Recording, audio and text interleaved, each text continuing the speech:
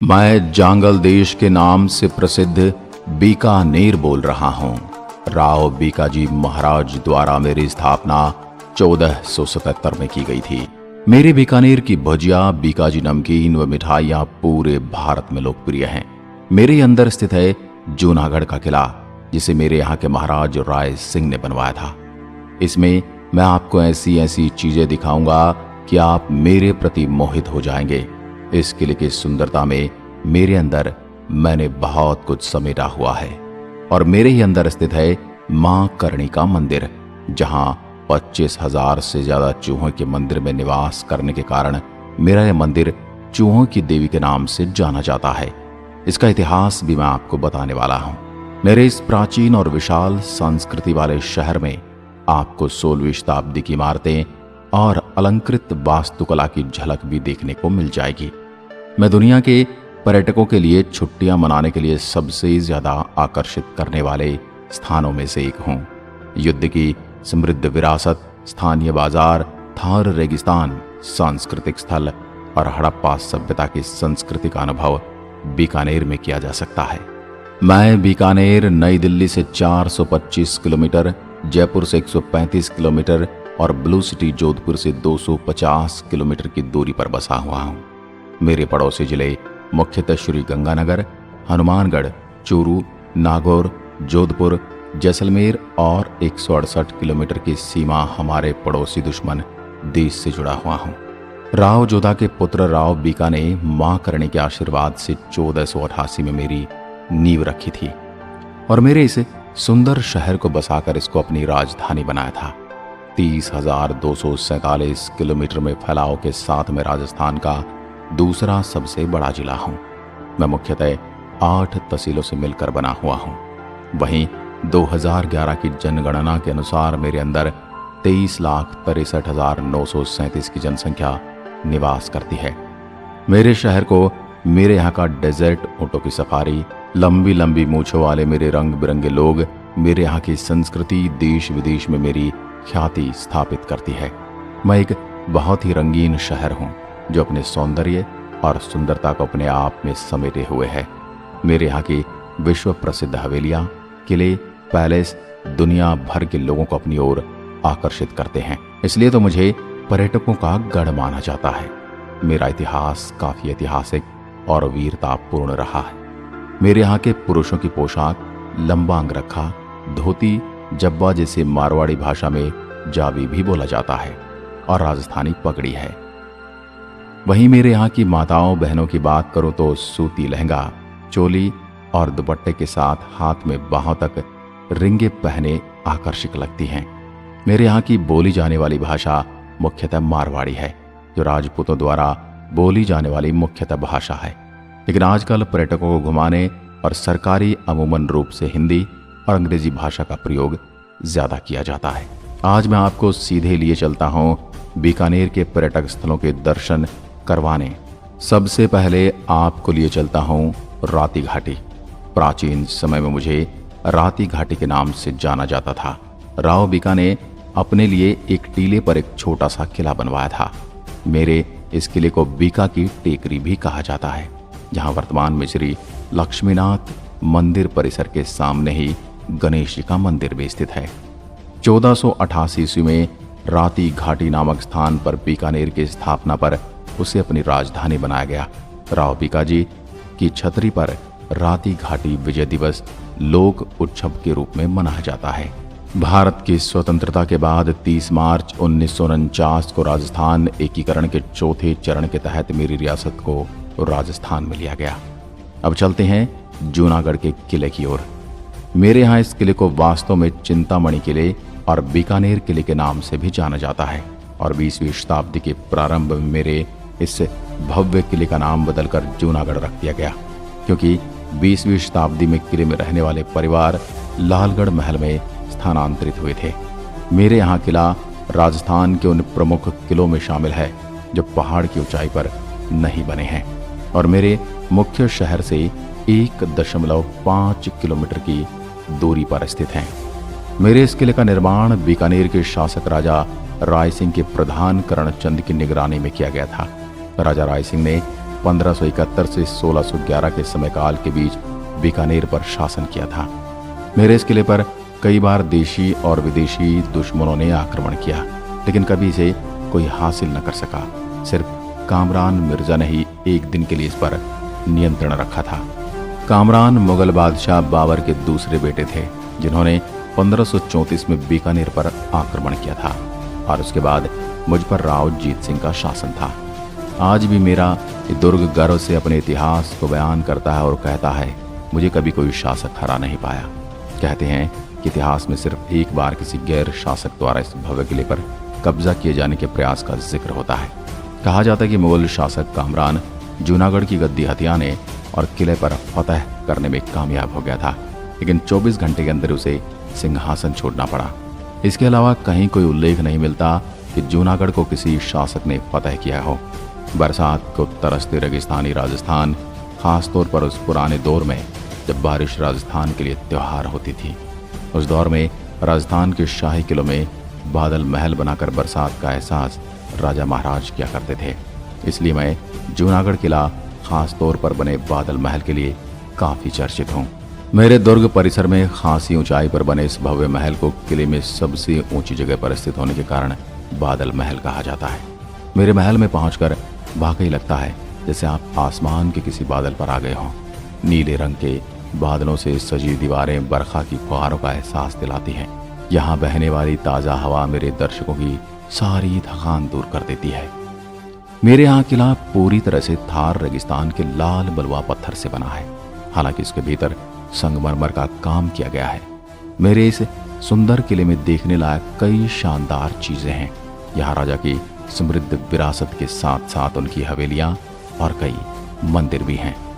5.28 एकड़ में फैले मेरे इस किले के परिसर में महल, मंदिर और रंगमंच बने हैं। मेरी ये इमारतें उस समय की मिश्रित वास्तुशिल्प कला को दर्शाती हैं। यहाँ के कुछ महलों में बादल महल सहित गंगा महल, फूल महल आदि शामिल हैं। मेरे इस किले में एक संग्रहालय भी है। इसमें ऐतिहासिक महत्व के कपड़े, चित्र, हथियार, पहले विश्व युद्ध के बाईप्लेन आदि भी हैं, जो सैलानियों के लिए राजस्थान के खास आकर्षणों में से एक हैं।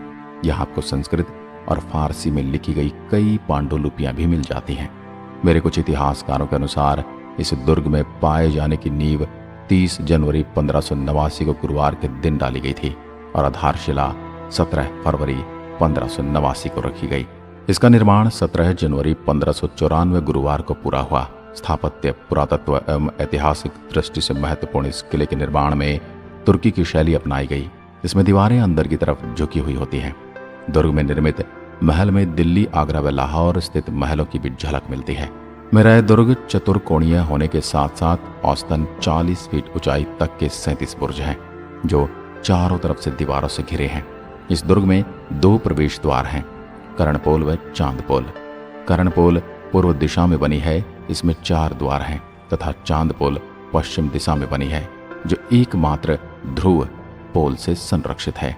सभी पोलों या दरवाजों का नामकरण मेरे शाही परिवार के प्रमुख शासकों एवं राजकुमार के नाम पर किया गया है। इनमें से कई पोल ऐसे हैं जो दुर्ग को संरक्षित करते हैं।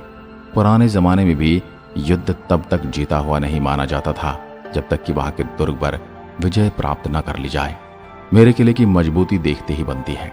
दुर्ग में प्रवेश करने के लिए दरवाजे की पोलों को अपने कब्जे में लेना होता था। पोलों के दरवाजे बहुत ही भारी एवं मजबूत लकड़ी के बने हुए हैं। इसमें ठोस लोहे की भालेनुमा कीलें लगी हुई हैं। करणी माता मंदिर, देशनोक। मेरे देशनोक शहर में विराजित करणी माता की मुझ पर अपार कृपा बनी हुई है। मेरी माँ का यह मंदिर जग प्रसिद्ध मंदिरों में से एक मंदिर है। मेरे जिले का यह स्थान यहाँ रहने वाले चूहों की घनी आबादी के लिए जाना जाता है। यहाँ की यहाँ एक मंदिर देवी दुर्ग के अवतारों में से करणी माता को समर्पित है।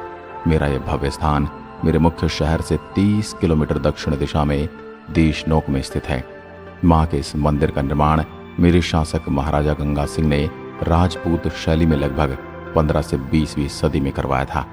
मेरे इन्हीं शासक ने चांदी के दरवाजे भी बनवाए थे। करणी माता का जन्म मेरे यहाँ के चारण कुल में हुआ था। मंदिर मुख्यतः सफेद चूहों के लिए प्रसिद्ध है। इन चूहों को काबा कहा जाता है। इस पवित्र मंदिर में लगभग 25,000 चूहे रहते हैं। मंदिर के मुख्य द्वार पर संगमरमर पर नक्काशी को भी विशेष रूप से देखने के योग्य बनाया गया है। चांदी के किवाड़, सोने के छत्र और चूहों के प्रसाद के लिए यहाँ रखी चांदी की बड़ी परात भी देखने लायक है। मेरे यहाँ आने वाले श्रद्धालुओं का मत है कि करणी देवी साक्षात मां जगदम्बा की अवतार थी। अब से लगभग 650 वर्ष पूर्व जिस स्थान पर यह भव्य मंदिर है, वहां एक गुफा में रहकर मां अपने इष्ट देव की पूजा अर्चना किया करती थी। यह गुफा आज भी मंदिर परिसर में स्थित है। मां के ज्योतिर्लिंग होने पर इनकी इच्छानुसार इनकी मूर्ति की इस गुफा में स्थापना की गई। मां करणी के आशीर्वाद से ही मेरे और जोधपुर राज्य की स्थापना हुई थी। मेरी मां के संगमरमर से बने इस मंदिर की भव्यता देखते ही बनती है। मुख्य दरवाजा पार कर मंदिर के अंदर पहुंचते ही चूहों की धमा चौकड़ी देखा अचंभित रह जाएंगे। चूहों की बहुतायत का अंदाजा इसी बात से लगाया जा सकता है कि पैदल चलने के लिए अपना अगला कदम उठाकर नहीं बल्कि जमीन पर घसीटते हुए आगे रखना होता है। मंदिर प्रांगण में मौजूद चूहे श्रद्धालुओं के शरीर पर कूद फांद करते हैं, लेकिन किसी को कोई नुकसान नहीं पहुंचाते। चील, गिद्ध और दूसरे जानवरों से इन चूहों की रक्षा के लिए मंदिर में खुले स्थान पर बारीक जाली लगी हुई है। इन चूहों की उपस्थिति की वजह से ही श्री करणी मंदिर का यह मंदिर चूहों की देवी के नाम से विख्यात है। इसी मान्यता है कि किसी श्रद्धालु को यदि यहाँ सफेद चूहे के दर्शन होते हैं तो इसे शुभ माना जाता है। और सुबह 5 बजे मंगला आरती और साय 7 बजे आरती के समय चूहे का जुलूस तो देखने लायक होता है। अब आप जब भी यहाँ आते हैं तो ये नज़ारा आप जरूर देखें। कैमल फेस्टिवल यानी ऊँटों का त्योहार। मेरे यहाँ ऊँट महोत्सव बहुत ही धूमधाम से मनाया जाता है। यह उत्सव थार रेगिस्तान की आकर्षित रेत पर मनाया जाता है, जो कि पर्यटकों को बहुत अधिक आकर्षित करता है। और यह मेरे द्वारा नहीं बल्कि राजस्थान राज्य के पर्यटन विभाग द्वारा आयोजित किया जाता है। मेरा त्योहार यहाँ के सबसे अद्भुत और आकर्षक दिखने वाले ऊँटों को समर्पित किया जाता है। यह उत्सव साल में एक बार किया जाता है, जिसमें राजस्थान राज्य की सुंदरता और रंगीन संस्कृति महिमा के दर्शन किए जाते हैं। यहाँ के मेरे स्थानीय कलाकारों द्वारा प्रदर्शित किए जाने वाले लोक प्रदर्शन की रंगारंग प्रस्तुति देखने को मिलती है। उत्सव का शुभारंभ बड़े सुंदर ढंग से सजाए गई ऊँटों की दौड़ के साथ होता है। ऊँट व्यापारी और शिल्पकार ऊँटों के लिए सुंदर प्रतियोगिताओं का आयोजन करते हैं और जैसे सौंदर्य प्रतियोगिता, दौड़, सर्वश्रेष्ठ नस्ल प्रतियोगिता आदि का आयोजन यहाँ देखने को मिलता है। मेरे यहाँ विदेशी लोगों का भी तांता लगा रहता है। वो भी मेरे इस मेले का खूब आनंद उठाते हैं। आपको बता दूं, मेरा ये मेला 2 दिन के लिए सर्दियों के समय लगता है, जहाँ आप डेजर्ट कैंप, विलेज टूर और डेजर्ट डिनर का आनंद ले सकते हैं। अब आप कैमल सवारी करके थक गए होंगे। अब मेरे मीठे और तीखे पकवानों का स्वाद भी चखा देता हूँ। मेरे यहाँ आप सबसे पसंदीदा फूल, नमकीन, भुजिया और पापड़ गठिया टेस्ट करने का आनंद ले सकते हैं, जो यहाँ के मेरे बीकानेर नाम से दुनिया भर में विख्यात है। जो भी कचौरी, समोसा, गट्टे की सब्जी, दाल बाटी, चूरमा, खट्टा, पकौड़ी के साथ साथ घेवर और रबड़ी मेरे यहाँ बड़े प्रसिद्ध पकवान हैं। आप जब भी यहाँ आए इनका आनंद जरूर लें। वादा है आप उंगलियां चाटते रह जाएंगे। बीकानेर भुजिया। वैसे तो मेरा शहर कई व्यंजनों के लिए पूरी दुनिया में प्रसिद्ध है, लेकिन यहाँ की भुजिया नमकीन मुझे एक अलग ही पहचान दिलाती है। मेरी स्वादिष्ट भुजिया का इतिहास करीबन 150 साल पुराना है। मेरी इस भुजिया की शुरुआत 1877 में महाराज डूंगर सिंह के शासनकाल में हुई थी। इसके बाद मेरे यहाँ इस भुजिया का स्वाद लोगों की जुबान पर ऐसा चढ़ा कि इसने मुझे भी इसके नाम से जोड़ दिया। मुझे इस बात की प्रसन्नता है कि आज मेरी ये संस्था पूरी दुनिया में लोगों को तकरीबन 20 लाख से ज़्यादा लोगों को रोजगार देती है। अब मैं आपको वापस ले चलता हूँ मेरे पर्यटन स्थलों की ओर। लक्ष्मी निवास पैलेस। हाल ही में निर्मित की गई लक्ष्मी निवास एक होटल है। मेरे इस होटल को मेरे पुराने लक्ष्मी निवास महल की तरह ही निर्मित किया गया है। लक्ष्मी निवास पैलेस मेरे शहर के बाहरी इलाके में बनाया गया होटल है। पैलेस के आगे पीछे सुंदर घास का मैदान है। यहाँ का शांत वातावरण शाही अनुभव का एहसास कराता है। आपको बता दूं, भरतपुर का सबसे बड़ा और आकर्षित केवला देव राष्ट्रीय उद्यान मेरे इस पैलेस से लगभग 2 किलोमीटर की दूरी पर स्थित है। मेरे इस होटल के मैदान में आपको पक्षियों की लगभग 100 प्रजातियां देखने को मिल जाएंगी। गंगा सिंह संग्रहालय। मेरे बीकानेर शहर में एक प्रसिद्ध संग्रहालय है। यह संग्रहालय हड़प्पा सभ्यता और गुप्त काल के प्रारंभिक दौर के पुरातात्विक निष्कर्षों का विस्तृत संग्रह समेटे हुए हैं। संग्रहालय को मेरे यहाँ के तत्कालीन महाराजा गंगा सिंह ने निर्मित करवाया था। गंगा सिंह संग्रहालय में विभिन्न खंडों में चित्रकला, टेराकोटा, शिल्पकालीन, मिट्टी के बर्तन, सिक्के और प्राचीन राजपूत हथियार चित्रित हैं। इस संग्रहालय की सबसे प्रमुख बात ऊंट की खाल और शहजादे सलीम के रेशम रोब के ऊपर सोने के पत्तों की पेंटिंग है, जिसे आप देखना ना भूलें। शिवबाड़ी मंदिर, यह मेरा एक धार्मिक स्थल है। मेरे यहाँ मुख्य शहर से स्थान की दूरी लगभग 6 किलोमीटर है। शिवबाड़ी मंदिर लाल बलुआ पत्थर से निर्मित किया गया है। यह मंदिर भगवान भोलेनाथ को समर्पित है। मंदिर में भगवान शिव के परम भक्त और उनकी सवारी नंदी महाराज की एक मनमोहक छाया चित्र प्रदर्शित की गई है, जो कि शिवलिंग के सामने है और पर्यटकों के मन को मोहित करती है। मंदिर में भगवान श्री कृष्ण और गोपियों की मूर्तियां भी स्थापित हैं। यह मंदिर राजस्थानी कला और स्थापत्य कला को प्रस्तुत करता है। आप यहाँ आकर मत्था जरूर टेकें। अब मैं आपको लिए चलता हूँ सीधा रामपुरिया हवेली। रामपुरिया हवेली, यह मेरे शहर में अपनी सुंदरता के लिए जानी जाने वाली रामपुरिया हवेली मेरे शहर की शान है। इस हवेली का निर्माण मेरे एक स्थानीय रामपुरिया नामक व्यापारी ने करवाया था और उन्हीं के नाम से इस हवेली का नाम भी रखा गया। यह हवेली सौंदर्य शास्त्र और कलाकृति की एक अनूठी मिसाल है, जो अपने रूप में आपको अपनी ओर आकर्षित करती है। आप इसे भी जरूर विजिट करें। श्री लक्ष्मीनाथ मंदिर, मेरे शहर का श्री लक्ष्मीनाथ मंदिर यहाँ के पुराने शहरों में से एक है। यह मंदिर भगवान विष्णु और देवी लक्ष्मी को समर्पित है और एक पावन स्थल है। यहाँ के सबसे लोकप्रिय त्योहार निर्जला एकादशी, जन्माष्टमी, गीता जयंती, दिवाली और रामनवमी हैं।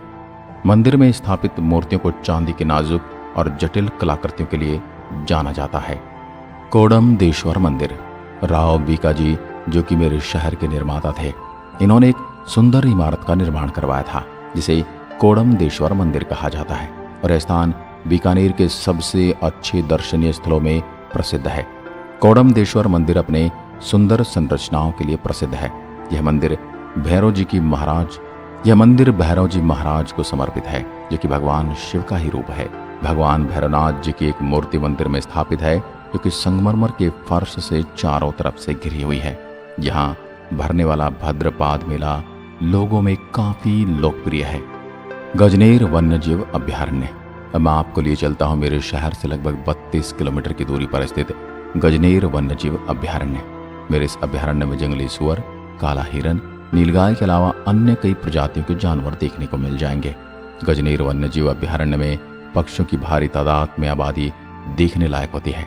मेरा यह अभ्यारण्य एक समय महाराज और यहाँ के शासक परिवारों के लिए शिकार का स्थान हुआ करता था, लेकिन अब इसे वन्यजीव अभ्यारण्य के रूप में विस्तृत किया गया है और अब यहाँ वनस्पतियों और जीवों के संरक्षण के लिए प्रयोग में लाया जाता है।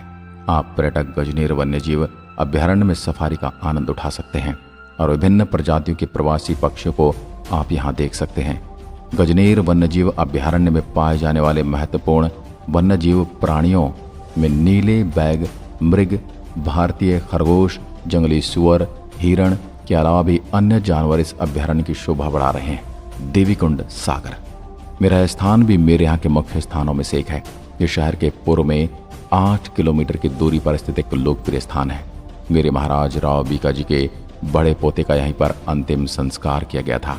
यह प्रदर्शनी यहाँ प्रदर्शित की गई वास्तु प्रतिभाएं वास्तविक हैं, जो कि पर्यटकों के बीच आकर्षण का केंद्र है। सूरत सिंह जी का सोनोटैफ पूरी तरह से सफेद पत्थरों का बनाया गया है, जो कि यहाँ के सौंदर्य का प्रतीक है। हर तरफ सुंदर पेंटिंग बनाई गई है। यहाँ आपको जलाशय भी देखने को मिल जाएगा। ऊंट अनुसंधान केंद्र, मेरे यहाँ में स्थित एक बहुत ही सुंदर जगह है, जिसे राष्ट्रीय ऊंट अनुसंधान केंद्र के प्रमुख पर्यटन स्थलों के रूप में जाना जाता है। यहाँ 3 अलग अलग नस्लों के कम से कम 230 ऊंट हैं। केंद्र में ऊंट सवारी, सफारी, वीडियो तथा फोटोग्राफी करने की सुविधाएं उपलब्ध हैं। ऊंट मिल्क पार्लर एक विशेष आकर्षण है, क्योंकि यहाँ पर अनूठे मूल्य संवर्धित दुग्ध उत्पाद जैसे आइसक्रीम, गर्म तथा ठंडे पेय पदार्थों का संग्रह है। प्रतिवर्ष हजारों विदेशी एवं भारतीय पर्यटक मेरे इस केंद्र का भ्रमण करने आते हैं। भांडासर जैन मंदिर, मेरे जिले के जैन समुदाय के 2 प्रसिद्ध जैन मंदिरों में से एक इस मंदिर में घूमने जाने के लिए पर्यटकों की पहली पसंद है। मेरा यह मंदिर पीले पत्थरों की नक्काशी और दर्शनीय चित्रों के साथ सुशोभित है।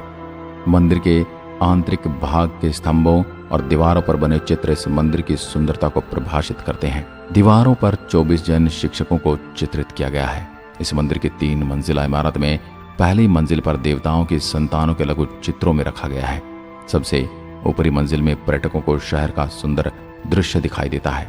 यह मंदिर 16वीं शताब्दी के दौरान एक भंडसा ओसवाल नामक एक व्यापारी ने बनवाया था। आप यहाँ भी दर्शन का आनंद ले सकते हैं। लालगढ़ पैलेस। मेरे इस सुंदर महल का निर्माण महाराज गंगा सिंह की आज्ञा अनुसार 20वीं शताब्दी के दौरान करवाया गया था, लेकिन वर्तमान में मेरे इस महल को एक होटल के रूप में बदल दिया गया है। महल में राजपूताना अंदाज में बनी भव्य डिजाइनों के साथ साथ सुरुचिपूर्ण आंतरिक सजावट देखने लायक नजारा बनाती है।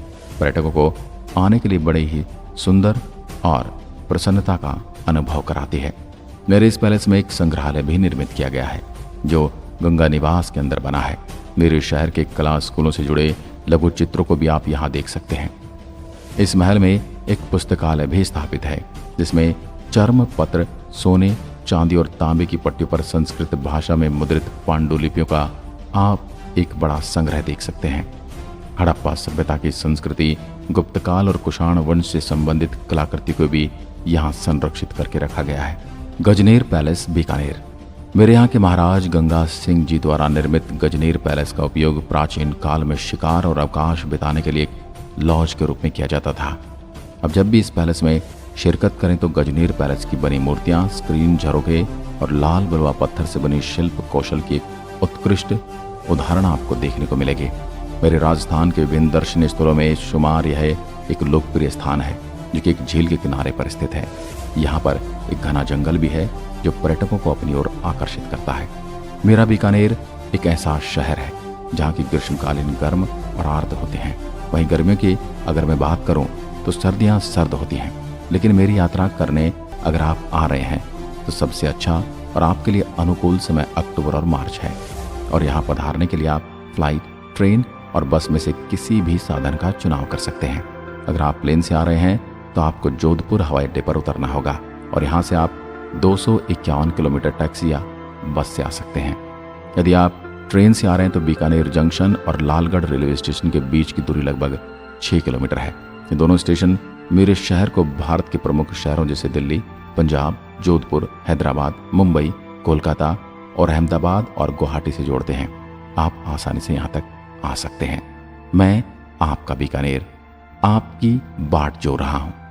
मैं विश्वास के साथ कहता हूँ आप मेरी आत्मकथा ज़रूर पसंद आई होगी, तो मुझे एक लाइक ज़रूर कीजिए और अपने दोस्तों के साथ शेयर भी कीजिए। ऐसे ही पुराने राजस्थान की आत्मकथाएं देखने और भारत के भिन्न